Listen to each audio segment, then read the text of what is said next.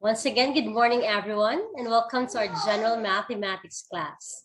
Today, I'll be discussing to you lesson 1.2, and it's about evaluation of functions. Actually, this topic is a very easy one. Most of you have encountered this in your grade 7 algebra class. So let's just have a very brief review on how to evaluate functions. To start, let's recite today's memory verse, and it's found in Psalm 39, verse 4. It is one of the prayers of David. He said, "O Lord, make me know my end, and what is the measure or the evaluation of my days. Let me know how fleeting I am."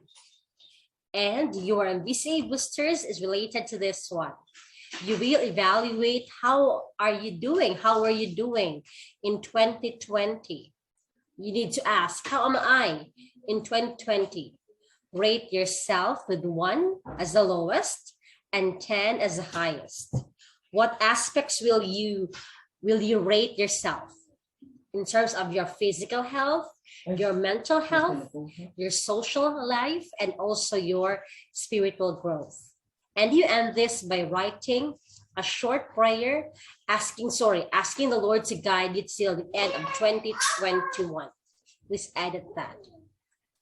Now, at the end of today's lesson, you'll be able to do 2 things. First is evaluate a function, and the second is solve problems involving functions. Yesterday, we have talked about the prices of bananas. Today, let's talk about market prices. You'll see the picture, not below, on the right side. The picture on the right shows us the price of crops in 2017. That's the green one. And in 2018, the red one. Now we focus only on the red ones. If you buy 10 kilograms of cassava, 3 kilograms of gabi cebu, 2 kilograms of sweet potatoes, and 5 kilograms of peanuts, how much will you pay? Okay, the first one to give me the correct answer in the chat box gets a bonus point. Now we ask, what is evaluation, or how do we evaluate functions? Now, when we assign a number to a variable, we determine the value of the function, and we call that one evaluating functions. For example, we say x is equal to 2. When we substitute 2 to the equation, then we give a value for the function. Now we need to have the law of substitution for this. The law of substitution says that if a plus x is equal to b and x is equal to c, then a plus c is equal to b. Oh, congratulations, Carl Martin Barrow.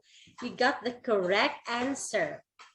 That's 339.76. And also Geoff Bond at the same time.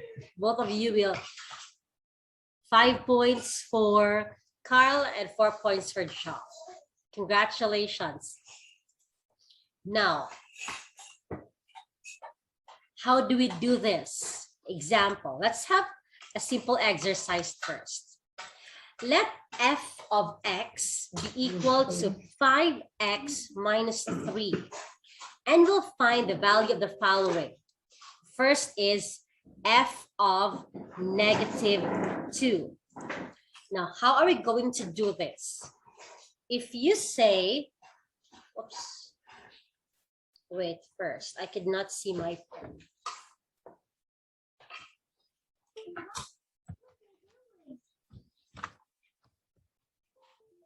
Okay, here. Now, if you say f of negative 2 originally this is the f of x, the function of x.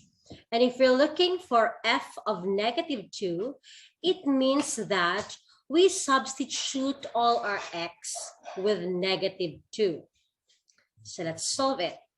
It means from this general equation, we substitute -2 to x.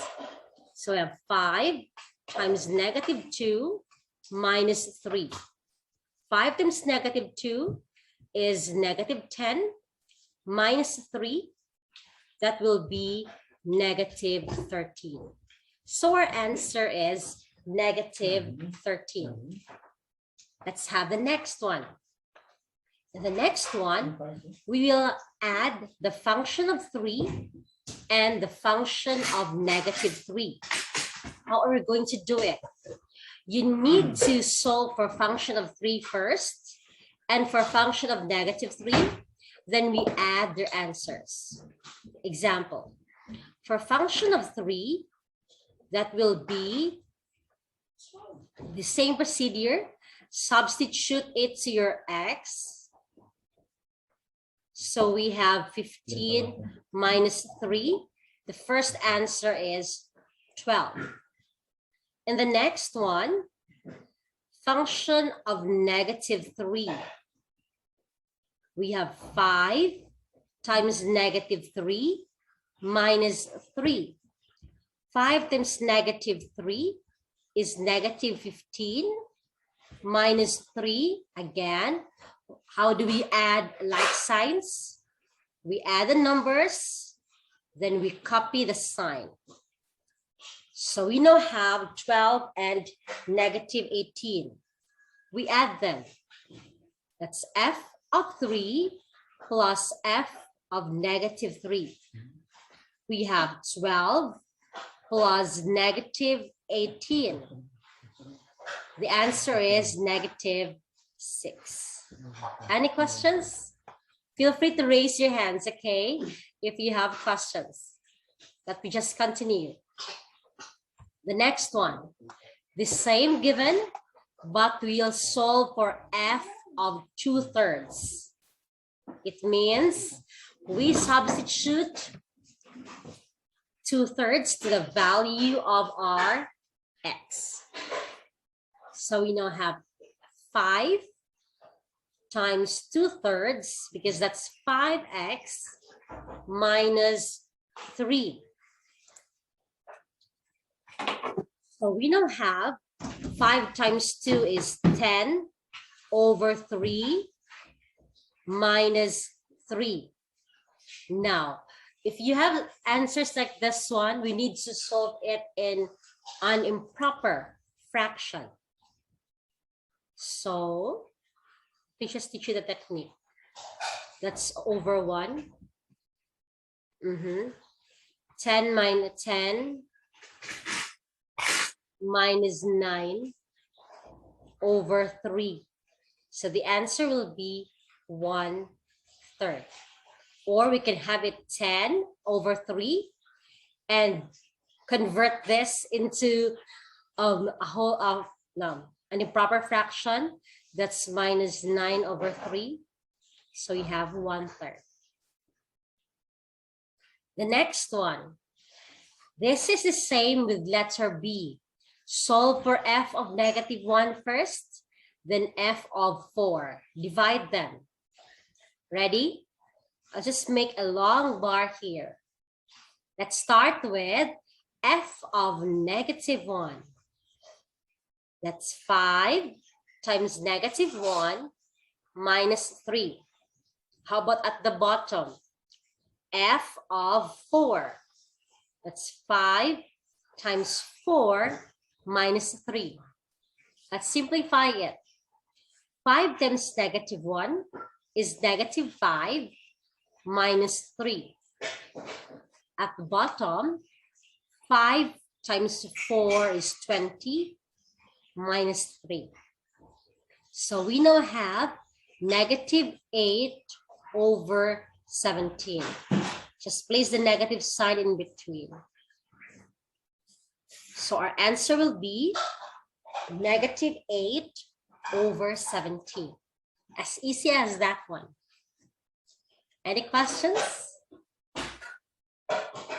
If there's none, let me go to the next one. Okay, the same. Ma'am, how is f of x different or the same from g of x? Actually, both are the same. Both are functions. You could name it as any letter. Example, h of x, it can be I of x. It will always say function of x. That's how you read it. So if you say g of 1, it means function of 1. The same procedure.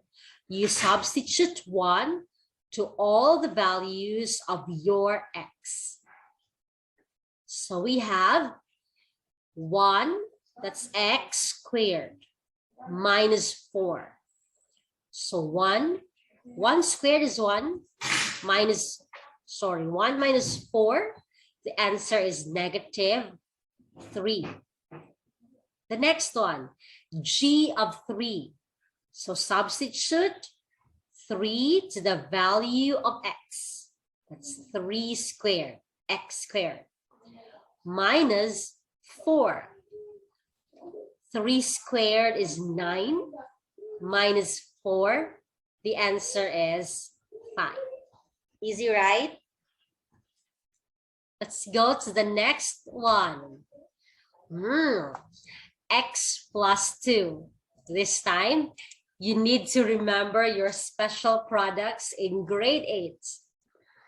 Let's know how. Since the value is x plus 2, then it means that you need to substitute x plus 2 to your value of x. So we have x squared. What's our x again? X plus 2 squared minus 4. Then we need to expand this.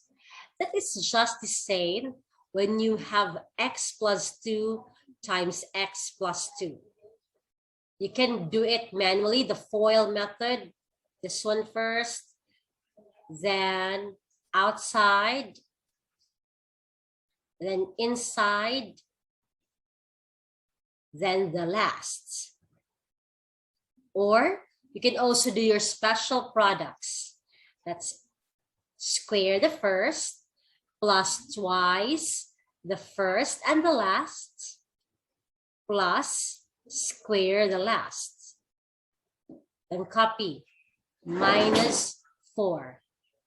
So we have x squared plus 4x plus 4 minus 4. Simplify this. So we now have x squared plus 4x. There. This is now the answer. Any questions? Or please let me know if I'm talking too fast. I really used to talk too fast and discuss too fast also. So you can give me a signal to slow her down. No problem with me. Excuse me, ma'am. Yes. Saan yun nakuha yung 4x, ma'am? Where did I get 4x? Let me go here, okay? If you'll use the FOIL method, the one you're taught in grade 7, that's bring down x squared, 2 plus 2. Remember, when we add of the same variables and also the same power, we just add the numerical coefficients. So 2 plus 2. Then copy the variable 4x plus 4. This is where we get 4x. Other questions? Thank you, ma'am. Let's go to the next one, okay? Now, remember what type of function is this? In the chat box. Ready for another bonus point? What type of function is this? We had this yesterday. Oh, very good, Kiara. Kiara will get another score today. Mom? Yes.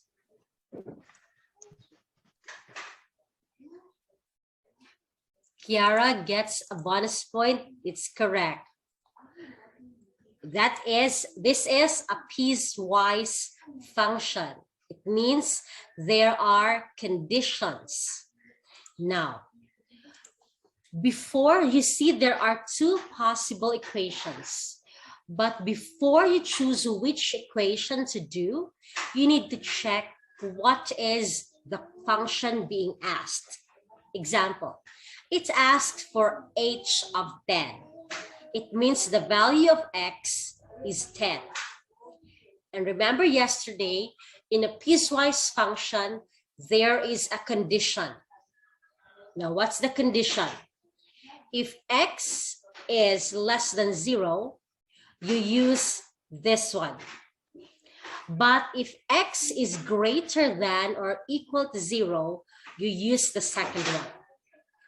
Or given x here is 10. So it means it's more than 0. So we use the second.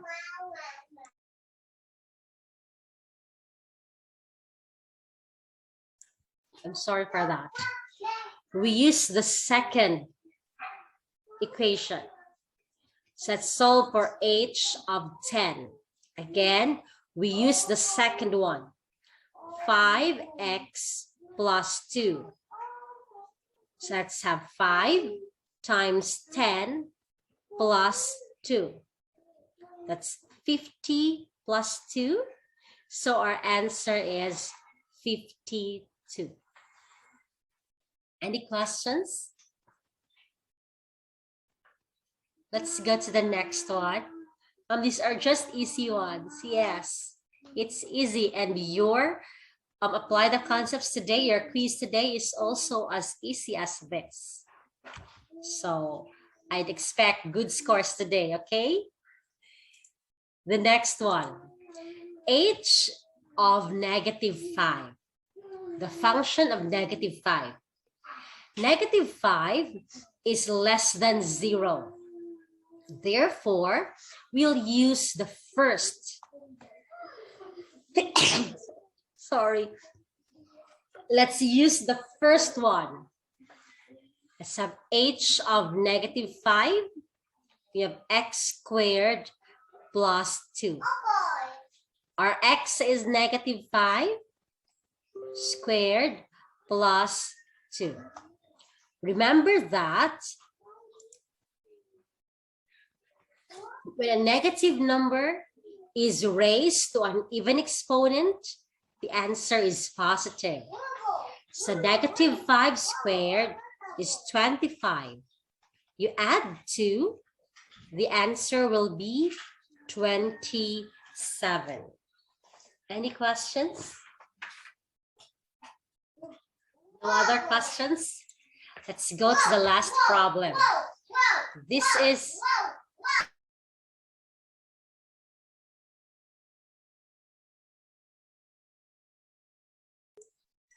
now example number 4.